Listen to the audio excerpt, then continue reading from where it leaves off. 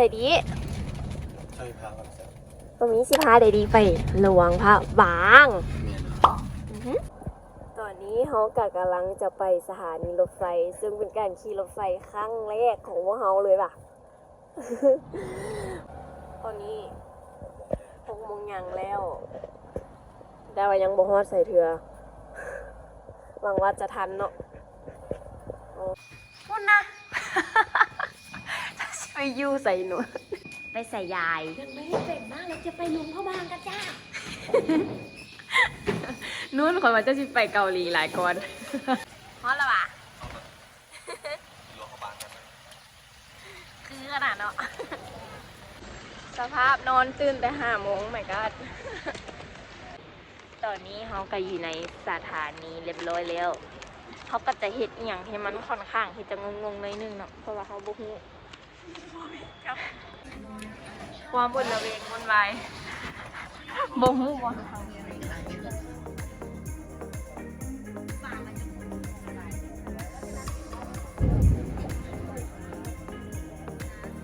และนี่กับแมนรถที่พวกจะขี่กันเนาะ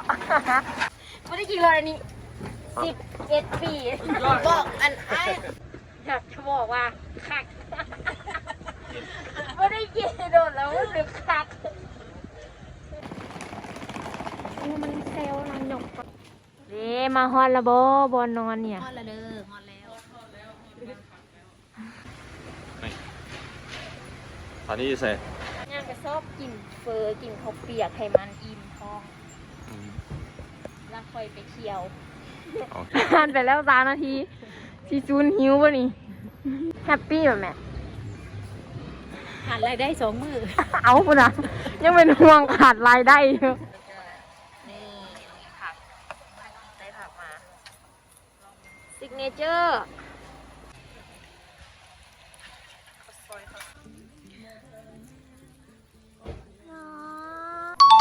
ไปมื้อนี้เฮามาขี่ช้าง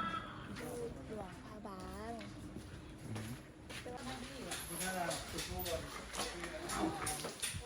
โอ้มันกลายเป็นญาติเดี๋ยวเราจังออกมาฟ้อน6 เสื้อ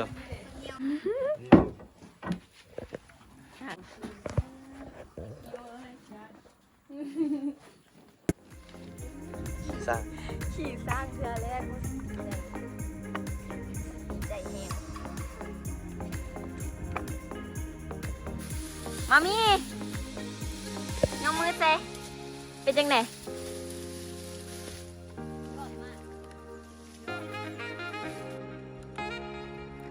ว้าวเมื่อกี้นี้ทายบ่ทันเศร้า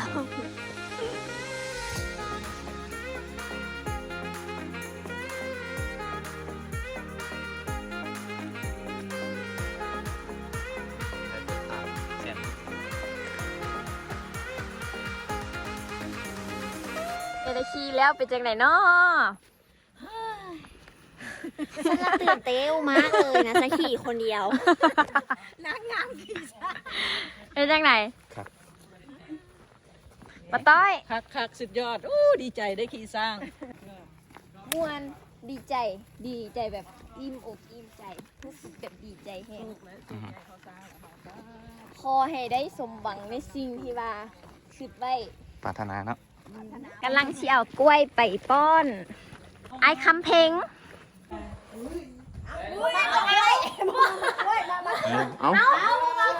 ตัวกินกี่ตัวอันนี้เลยมากกว่านี่นะนี่เอาก็ไปขี่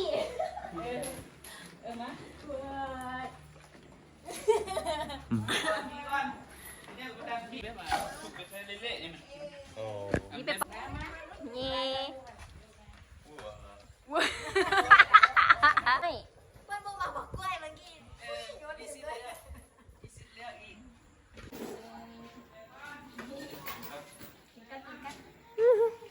อันนี้เพิ่นยากอันนี้เพิ่นยากไปก่อนเด้อวันนี้บ๊ายบายบ๊ายบายโอ้ ตากองซี คือเก่าหั่นแหละเลยเนาะมันจะแซ่บเป็นอย่าง เย้เข้ามาในแล้ว ทำไมก็ได้บ้างเนี่ยอีกตัวหนึง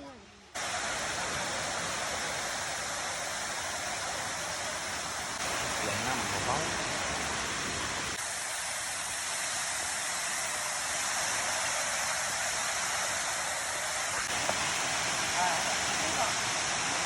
แข็งแล้วตอนนี้น่ะ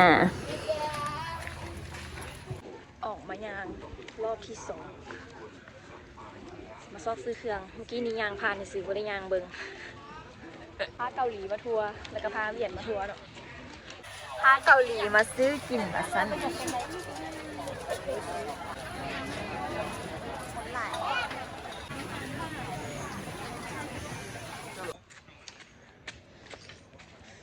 ลับแล้วเมาแล้วไม่นี่ ตอนไหนแต่จะสีเกย์ควายสีฮอตแทบบ่นี่นี่ลักไฟนี่ไหม ฮอด จะว่าจะฮอตนอนบนพักน่ะเด้เอา เอาฟิตเด่นฟิตคือนักดักแค่ขั้นเป็นคนลบน้ำกัน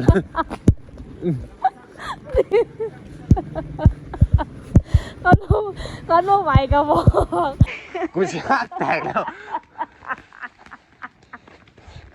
นี่ฝันอีกหน่อยเว้ย สบายดี Good morning เป็นจังไหนเนาะใกล้คือบ่แนะนำเที่ยวเดี๋ยวมื้อนี้ Good morning แม่ลูกจิโทรคนมากหลายเลยจังได๋สิได้กินนี่เนาะ My God พาคุณแม่มากินกาแฟแล้วก็กินข้าวเปียกร้อนๆอย่างนี้เลยเป็นจังไหนนอนเมื่อคืนนี้นอนคนเดียวสบายภาษาดีโย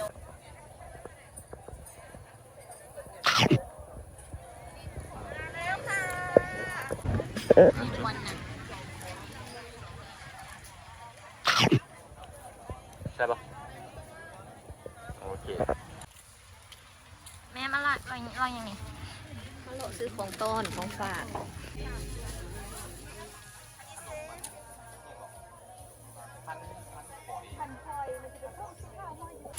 มันคือขนมอีหยัง ต้องคอย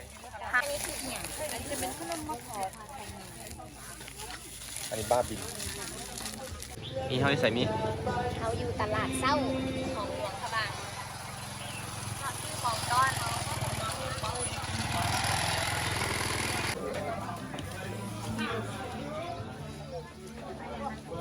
อันนี้เหี่ยงอันนี้ สบายดีทุกคนตอนนี้เขากำลังจะขึ้นไป ด้วยอากาศที่มันหนาวมันก็ไม่มีขาสั่นเหนียวนี่สิขึ้นไปได้โบเนาะ ไป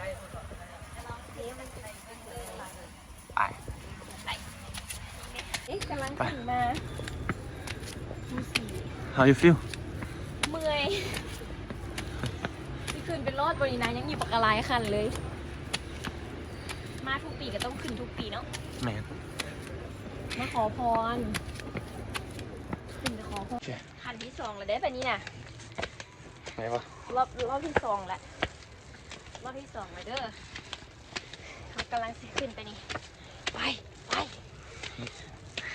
ก่อนที่เขาจะขึ้นภูสีเขาจะต้องซื้อทิเก็ตก่อนเพื่อจะขึ้นไปตะกี้เขาซื้อมันราคาเท่าไหร่จิ๋วเลย 5,000 ขีด 5,000 กิโลกรัมเนาะ แต่ว่าเขาเจ้าว่าเจ้าเป็นต่างประเทศบ่ ข้าเจ้าว่าคอยเป็นคนต่างประเทศ เสีย2,000คนเดียวเจ้า โบแหละ ไปเสีย5,000 คอยเป็นคนลาวเนาะ ทุกคนตอนนี้มาฮอดเธอบางนาแล้วเราจะมีวิวเบิ่งอีแม่กำลังเศร้าเมื่อยมาสั่นซื้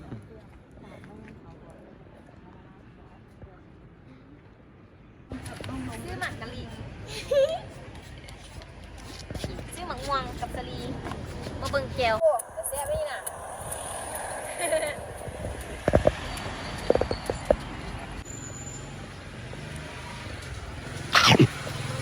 ของพัวเมียนี่จะไปใส่น้อ จะไปกินข้าว เย้มาฮอตแล้ว ไป ตอนนี้เขาสั่งกำลังคืองานเข้าไป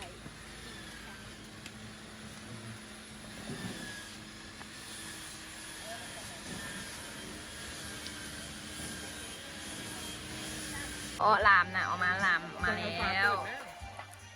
โอ้ไม่เป็นแซ่บเป็นกำลังจะกินแกงหน่อไม้ของเขาบางเมืองว่าแซ่บโบตำมะฮูมาและจ้าเจ๊กินออรามดูเป็นยังไงแซ่บบอว้าวมีอย่างหันปิ้งไก่นอนแซ่บปะสบายดีตอนนี้เรากำลังจะมาค่ะที่เนื้อข้ามไปเบิ้งแต่ไปเบิ้งอันนี้เนาะข้างหน้าเหมือนกับแม่เบิ้งยังเอามามีตะโกนเราประเภทฮันเนี่ย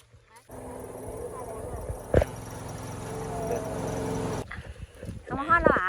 ตอนแรกมาตัดเสร็จแล้ว เรียนบอกเขาครั้งแรกเขาได้นี่ ไม่เป็นไร ครั้งแรกเลยเนี่ย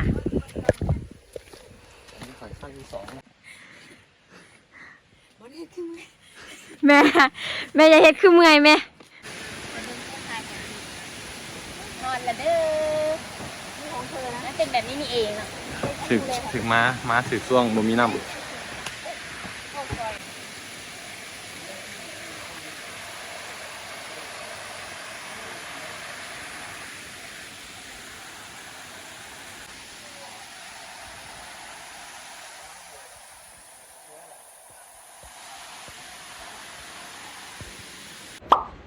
เดี๋ยว